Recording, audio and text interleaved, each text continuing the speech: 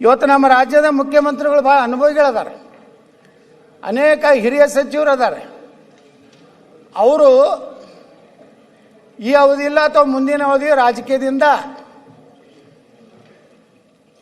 ವಿಶ್ರಾಂತಿ ಜೀವನಕ್ಕೆ ಹೋಗ್ಬೋದು.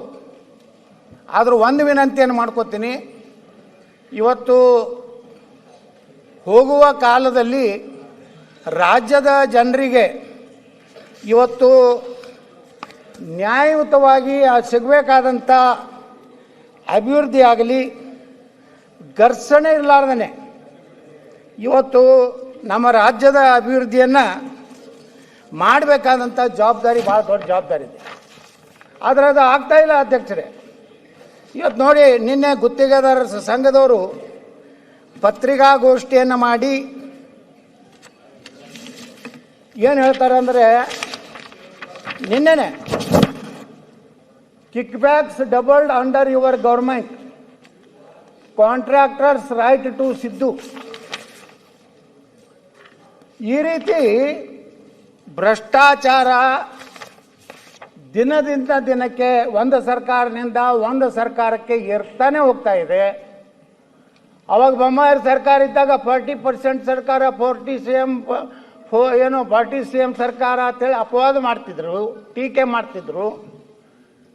ಒಂದು ಮುಖ್ಯಮಂತ್ರಿ ಹುದ್ದೆಗೆ ಯಾರೇ ಆಗಲಿ ಏನು ಗೌರವ ಕೊಡದೆ ಬೊಮ್ಮಾಯಿಯವರನ್ನ ಅಪಮಾನ ಮಾಡುವಂಥದ್ದು, ರೋಡ್ಗಳಲ್ಲಿ ಕಾಂಪೌಂಡಿಗೆ ಬೀದಿ ಬೀದಿಯಲ್ಲಿ ಈ ರಾಜ್ಯದ ಮುಖ್ಯಮಂತ್ರಿಗಳ ಹರಾಜನ ಮಾಡುವಂಥ ಪರಿಸ್ಥಿತಿ ಈ ರಾಜ್ಯದಲ್ಲಿ ನಾವು ನೋಡಿದ್ದೀವಿ. ಈಗ ಅವರೇ ಅಧಿಕಾರಕ್ಕೆ ಬಂದಿದ್ದಾರೆ, ಅವರೇ ಕುರ್ಚಿ ಮೇಲೆ ಕೂತಿದ್ದಾರೆ. ಆ 40% ಅಂತ ನೀವೇನು ಹೇಳ್ತಾ ಇದ್ರಲ್ಲ, ಆ 40ರಿಂದ 100ಕ್ಕೆ 100 ಭ್ರಷ್ಟಾಚಾರ ಅಂತ ಹೋಗೋದು ಸಾಧ್ಯ ಇಲ್ಲ. ಇದನ್ನು ಯಾರೂ ನಾನು 100ಕ್ಕೆ 100 ಒಳ್ಳೆ ಸರ್ಕಾರ ಕೊಡ್ತೀನಿ ಅನ್ನೋಂಥ ಪರಿಸ್ಥಿತಿ ರಾಜ್ಯದಲ್ಲಿ ಯಾರ್ದೂ ಇಲ್ಲ, ನಾವು ಒಪ್ಕೋತೀನಿ. ಆದರೆ 40% ಅಂತ ನೀವೇ ಏನು ಟೀಕೆ ಮಾಡಿದ್ರಲ್ಲ, ಅದಕ್ಕಿಂತ ಕಡಿಮೆ ಮಾಡುವಂಥ ಪ್ರಯತ್ನ ಏನು ಮಾಡಿದ್ರಿ? ಅವಾಗ ಯಾರೋ ಒಬ್ಬ ಕಾಂಟ್ರಾಕ್ಟ್ ಗುತ್ತಿಗೆದಾರ ದಿನಾಲೂ BJP ವಿರುದ್ಧ ಅವಾಗ ಎಷ್ಟು ಅವ್ರ ಬಗ್ಗೆ ಕಳಕಳಿ.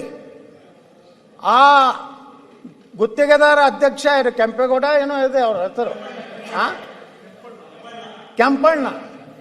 ಕೆಂಪಣ್ಣನವ್ರ ಬಗ್ಗೆ ನಮ್ಮ ಮುಖ್ಯಮಂತ್ರಿಗಳು, ಅಂದಿನ ವಿರೋಧ ಪಕ್ಷದ ನಾಯಕರು ಮತ್ತು ಕಾಂಗ್ರೆಸ್ ಅಧ್ಯಕ್ಷರು ಎಷ್ಟೋರಿಗೆ ಗೌರವ ಕೊಟ್ಟು ಕೆಂಪಣ್ಣ ಹೇಳಿದ್ದಾರೆ 40% ಇದೆ, ಈ ಭ್ರಷ್ಟ ಸರ್ಕಾರ, ಅಯೋಗ್ಯ ಸರ್ಕಾರ ಅಂತ ಹೇಳೋರು.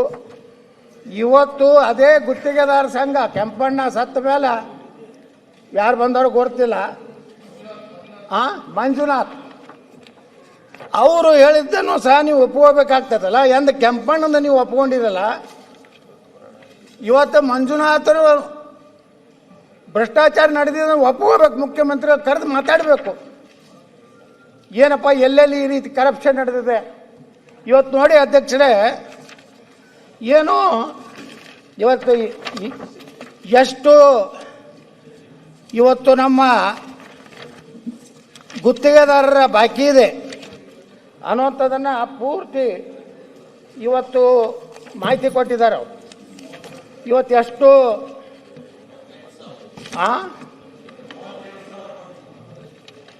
38,000 ಕೋಟಿ ರೂಪಾಯಿ ಇವತ್ತು ಬಾಕಿ ಇದೆ. ಜಲಸಂಪನ್ಮೂಲ ಇಲಾಖೆಯಲ್ಲಿ 13,000 ಕೋಟಿ. ಹಂಗಾದ್ರೆ ನೀರಾವರಿ ಎಲ್ಲಿ ಆಗ್ತದೆ ಅಧ್ಯಕ್ಷರೇ? ಕೃಷ್ಣಗೆ ಎಂತ ನ್ಯಾಯ ಸಿಗ್ತದೆ? ಕಾವೇರಿಗೆ ಎಂದ ನ್ಯಾಯ ಸಿಗ್ತದೆ?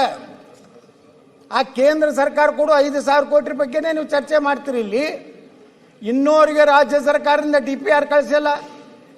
DPR ಕಳಿಸಲಾರ್ದೇ ಸರ್ಕಾರ ಅಲ್ಲಿ ಸರ್ಕಾರ ಬಿಡುಗಡೆ ಹೆಂಗೆ ಮಾಡ್ತದೆ?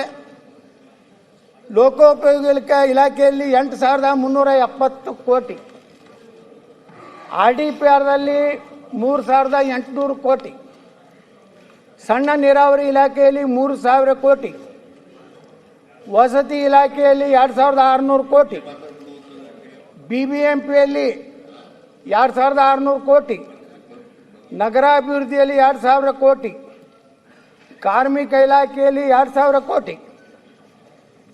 ಇವತ್ತು ಈ ರೀತಿ ಗುತ್ತಿಗೆದಾರರ ಹಣ ಕೊಡದೇ ಇದ್ದರೆ ಅವ್ರು ಹೇಳಿದ್ದಾರೆ ಅಧ್ಯಕ್ಷರೇ, ನಾವು 8ನೇ ತಾರೀಕಿಗೆ ಮಾರ್ಚ್ 5ರಿಂದ ಕರ್ನಾಟಕದಲ್ಲಿ ಎಲ್ಲ ಕಾಮಗಾರಿಗಳನ್ನು ಸ್ಥಗಿತ ಮಾಡ್ತೀವಿ. ಇವತ್ತು ಗುತ್ತಿಗೆದಾರರು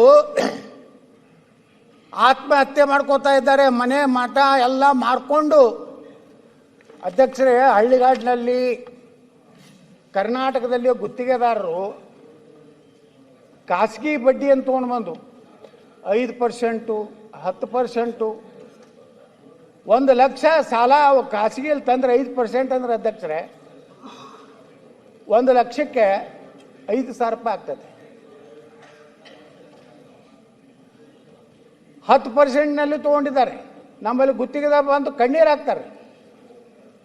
ಏನು ಮಾಡಿದ್ರು ಒಟ್ಟೆ ಬ್ಯಾಂಕಿನ ಸಾಲ ಮುಗಿಸ್ಲಿಕ್ಕೆ ಆಗ್ತಾ ಇಲ್ಲ, ಆತ್ಮಹತ್ಯೆ ಮಾಡ್ಕೋತಾ ಇದ್ದಾರೆ.